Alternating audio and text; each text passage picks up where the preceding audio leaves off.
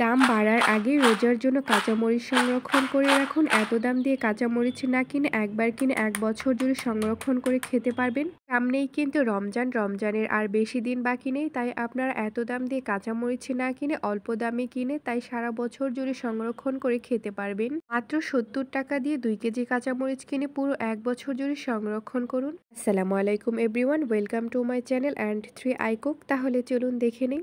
পুরো রমজান ও সারা বছর জুড়ে কাঁচামরিচ সংরক্ষণ করে রাখার জন্য আমি এইখানে ২ কেজি কাঁচামরিচ নিয়েছি। বাজারে এখন কিন্তু কাঁচামরিচের দাম খুবই কম। এই ২ কেজি কাঁচামরিচের দাম মাত্র ৭০ টাকা। এখন এই কাঁচামরিচ থেকে কাঁচামরিচের বোটাগুলো এইভাবে করে ফেলে দিতে হবে। এইভাবে করে সবগুলো কাঁচামরিচের বোটা ফেলে দেব। অবশ্যই কাঁচামরিচের বোটাগুলো এইভাবে করে ফেলে দিতে হবে, না হলে কিন্তু কাঁচামরিচগুলো পচে যাবে। তাই এইভাবে করে সবগুলো কাঁচামরিচের বোটা ফেলে দেব। সবগুলো কাঁচামরিচের বোটাগুলো কিন্তু ফেলে দেওয়া হয়ে গেছে। এখন এই কাঁচামরিচগুলোকে খুব ভালো করে ধুয়ে নিয়ে এরপর পানি ঝরিয়ে নিতে হবে। কাঁচামরিচগুলোকে খুব ভালো করে ধুয়ে পানি ঝরিয়ে নেওয়ার পর এরপর একটি টাওয়েল নিয়েছি। টাওয়েলের মধ্যে এভাবে করে কাঁচামরিচগুলোকে ঢেলে দেব। প্রথমে এর দিকে অল্প অল্প করে কাঁচামরিচ নিয়ে এভাবে করে টাওয়েলের মাধ্যমে মুছে নিতে হবে। এরপর কাঁচামরিচগুলোকে টাওয়েলের মধ্যে এভাবে করে ছড়িয়ে দিচ্ছি। এরপর টাওয়েলটা এভাবে করে দিয়ে এরপর কাঁচামরিচগুলোকে খুব ভালো করে মুছে নেব, যাতে করে কোনো পানি না থাকে, একদম ঝরঝরে হয়ে যায়। ঠিক একইভাবে সবগুলো কাঁচামরিচের পানি এইভাবে করে টাওয়েলের মাধ্যমে মুছে নিতে হবে। আপনারা চাইলে যে কোনো টিস্যু পেপারের সাহায্যে খুব ভালো করে মুছে নিতে পারবেন। একদমই কিন্তু রোদে শুকাতে যাবেন না, তাহলে কিন্তু এই কাঁচামরিচের কালারটা একদমই নষ্ট হয়ে যাবে। আপনারা চাইলে ফ্যানের নিচে রেখেও কিন্তু খুব ভালো করে শুকিয়ে নিতে পারবেন। ঠিক এইভাবে করে সবগুলো কাঁচামরিচের উপরে থাকা পানিগুলো এইভাবে করে মুছে নিতে হবে। কাঁচামরিচে থাকা পানিগুলো মুছে নেওয়ার পর এরপর একটি এয়ার টাইটনার বক্স নিয়েছি। এখন এই বক্সের মধ্যে কাঁচামরিচগুলোকে এইভাবে করে তুলে নিতে হবে।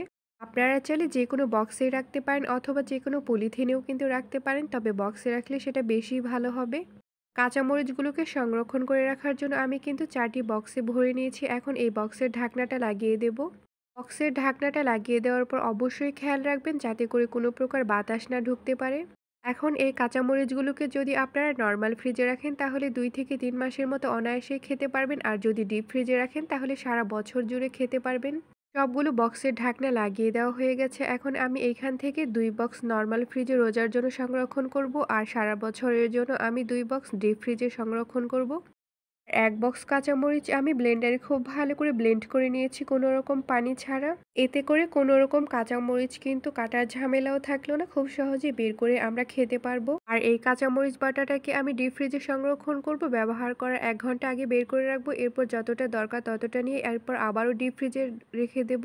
১ সপ্তাহ পরে আমি আপনাদেরকে ডিপ ফ্রিজ থেকে একটু কাঁচামরিচগুলোকে বের করে দেখাচ্ছি কাঁচামরিচগুলো ঠিক কেমন হয়েছে। দেখতেই পাচ্ছেন কাঁচামরিচগুলো কিন্তু কালার যেমন আছে ঠিক তেমনই রয়েছে, একদমই কিন্তু ঝরঝরে। ডিপ ফ্রিজ থেকে কাঁচামরিচগুলোকে বের করার পরে কিন্তু একদমই ভয় পাবে না, এগুলো একটু নরম হয়ে যাবে। এতে করে কিন্তু ভয় পাওয়ার কোনো কারণই নেই, এগুলো কিন্তু অনায়াসে আপনারা খেতে পারবেন। কাঁচামরিচগুলোকে ব্যবহার করার ১০ মিনিট আগে আমরা বের করে রাখবো। এরপর যতটা দরকার ঠিক ততটাই নিয়ে এরপর আবারও ডিপ ফ্রিজে রেখে দেবো। এতে করে কিন্তু আপনার ১ বছর জুড়ে সংরক্ষণ করে খেতে পারবেন। কোনো রকম কিন্তু এই কাঁচামরিচ নষ্ট হবে না।